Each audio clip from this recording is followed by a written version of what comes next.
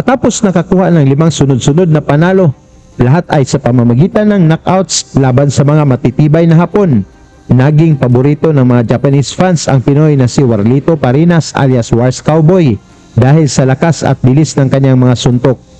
Ngunit may isang matibay na boksingero humamon kay Parinas, mga idol, para sa isang laban sa Japan. Ngunit hindi na ito Hapon kundi isang Indonesian champion na si Isaac Jr. Hindi basta-bastang kalaban itong si Junior, mga idol, dahil isa siyang WBO Asia Pacific Super Flyweight Champion at 3 Pinoy na ang naging biktima niya. Tara mga idol, panoorin natin kung paano pinasuko ni Parinas itong matigas na Indonesian boxer na nangakong pababagsakin ang Pinoy sa harap ng mga Hapon upang idagdag sa kanyang koleksyon. Dala ni Parinas ang record na 17 na panalo, 6 na talo at may 15 knockouts, habang si Junior naman ay may 22 na panalo, 2 talo at may 8 knockouts. Ito ay ginanap sa Convention Center sa Genoa, Japan. Sa unang round mga idol, pinatikim na kaagad ni Parinas ng mga malalakas na suntok ang Indonesian champion na si Junior, na nagbitaw naman ng mga jab.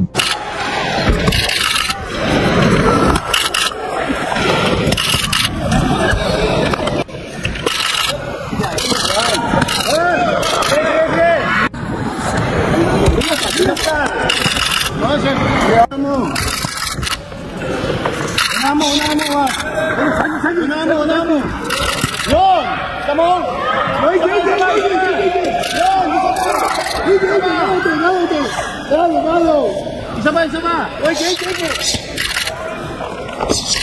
Oh. Isa.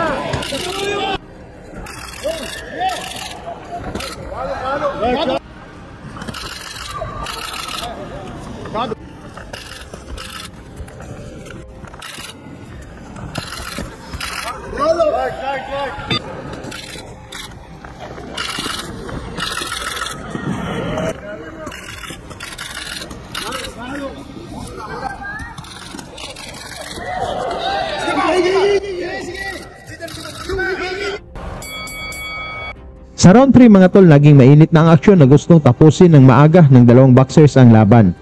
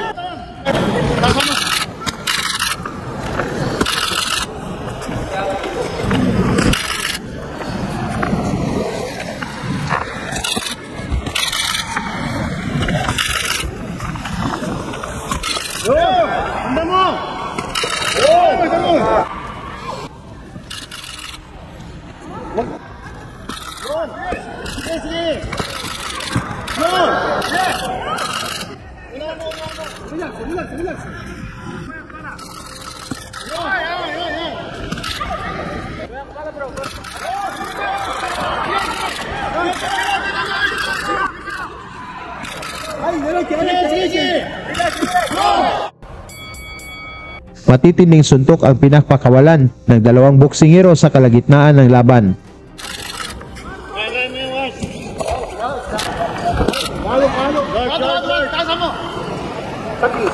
Una mo.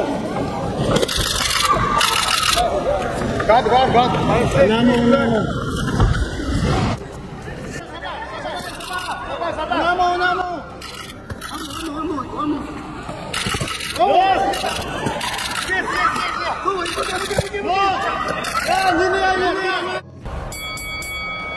Sa round 6 mga tol, lamang na sa mga patama ang Pinoy, ngunit nagpakita din ng tibay itong dalawang boxers.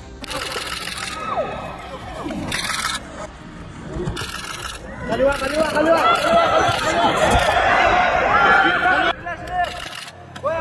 Kaliwa mo.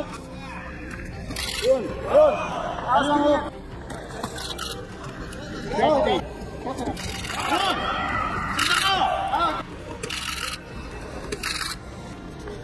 Yo! Ito, sapa! Una mo. Vamos. Una mo.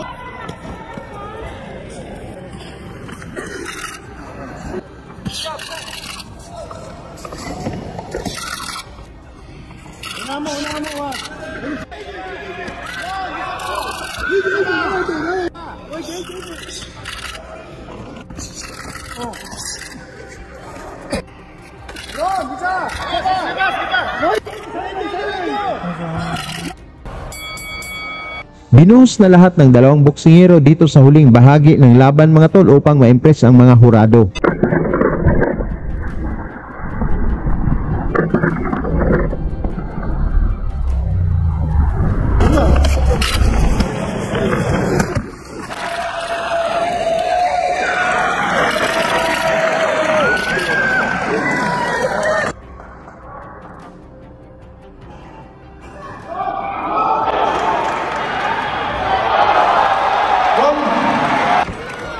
Mula sa kombinasyon ni Parinas, bubagsak ang Indonesia na si Junior sa round 8. Binilangan ito ng referee ngunit gumulong na palabas ng ring ang matigas na Indonesia na si Junior.